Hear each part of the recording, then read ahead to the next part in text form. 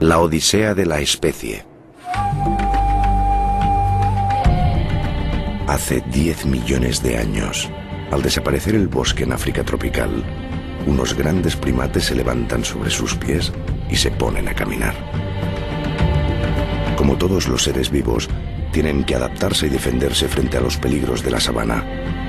Su cerebro crece, su conciencia se desarrolla. Inventan, se organizan, recorren la tierra y los océanos. Conquistan el mundo.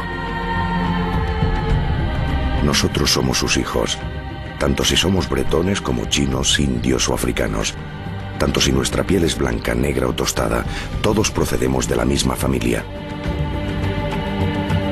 10 millones de años son más de 500.000 generaciones. Nuestros antepasados han transmitido sin descanso su saber a sus hijos para que llegue hasta nosotros. Hoy, la parte del saber que llamamos ciencia nos permite remontarnos hasta ellos, escarbar en nuestra tierra para hallar sus huellas, para extraer nuestro pasado y contar lo que sabemos sobre la extraordinaria odisea de nuestra gran familia.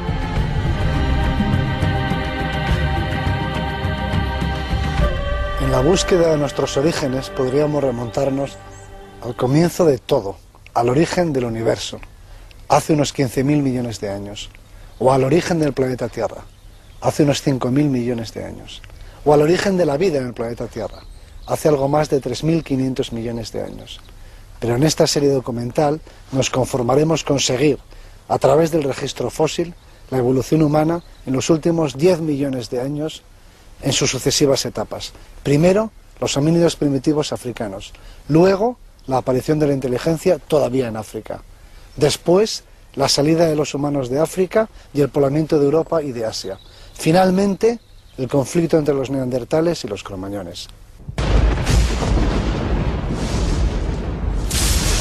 ¿Cómo empieza esta historia? ¿Quién fue el primero de nosotros? ¿Y cómo llegó?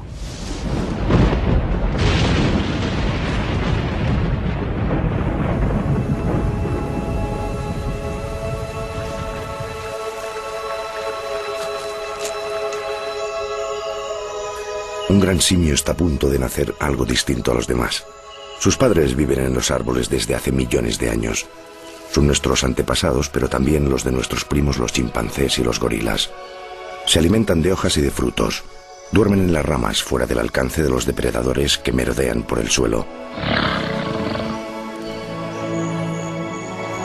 Pero él no vivirá como ellos. Abandonará los árboles y se pondrá de pie.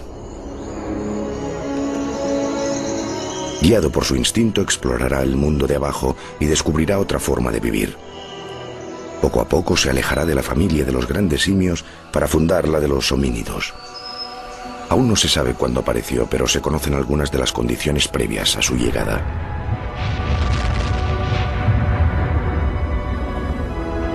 Empieza el viaje. Hay que remontarse en el tiempo. Imaginemos. Ya hace 4.000 millones de años que existe la vida sobre la Tierra. Conquistó los continentes hace 400 millones de años. Los dinosaurios se extinguieron hace 60 millones de años y los mamíferos, que son las formas de vida más elaboradas, se han multiplicado. De entre ellos, varias especies de primates viven en los grandes bosques africanos. Al este del continente, estas poblaciones de monos se verán atrapadas por un gran acontecimiento geológico.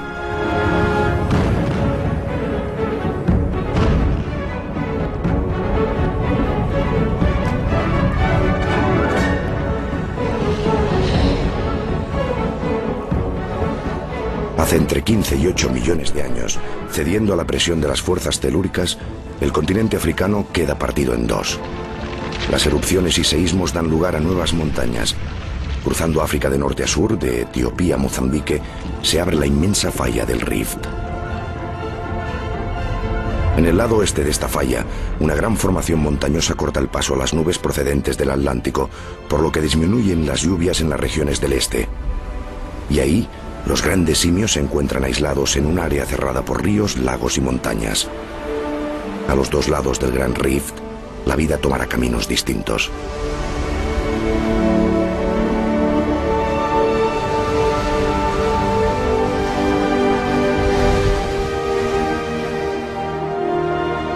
Para los simios del oeste, la vida en el bosque continúa. Se convertirán en gorilas, chimpancés y bonobos, nuestros primos más cercanos. Pero en el este y más tarde en el norte y en el sur, con la disminución de las lluvias, desaparece poco a poco el bosque tropical. El hábitat natural de los grandes simios se reduce y su existencia se ve amenazada.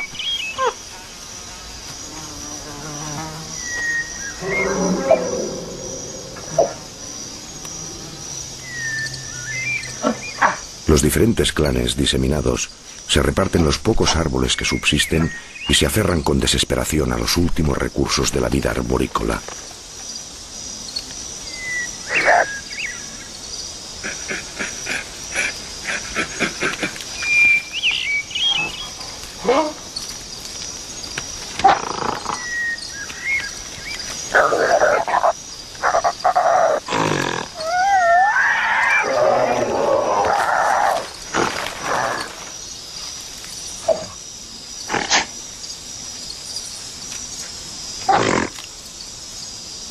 Pero ya no es posible continuar viviendo en los árboles. ¿Qué pasa cuando ya se han comido todos los frutos de un árbol? Tienen que moverse o desaparecerán. El primero de los prehumanos nacerá de esta necesidad. La presión ambiental le llevará a hacer una innovación extraordinaria.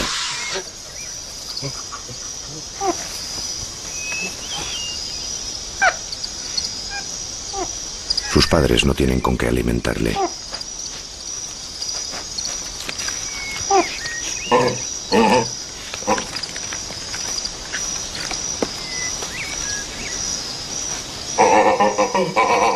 La sabana se abre hasta el infinito, llena de peligros. Pero a lo lejos hay más árboles, es decir, refugios y comida.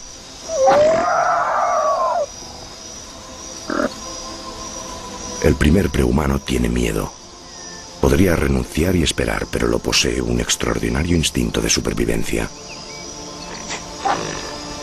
Ninguno de sus antepasados lo había hecho antes. Correrá un enorme riesgo. Mide menos de 1,50 m y a 4 patas por la sabana no puede saber por dónde va.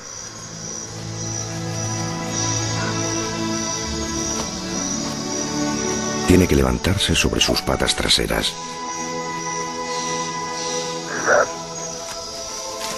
Y entonces ve.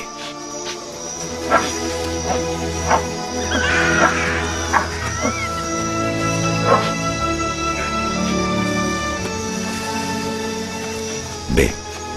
Pero si quiere desplazarse a 4 patas, vuelta a empezar. Su posición le impide ver. Entonces tendrá que avanzar, pero de pie, y durante el mayor tiempo posible. Ya está. Ya es bípedo. Es una nueva forma de desplazarse, inédita entre los grandes simios, al menos durante tales distancias.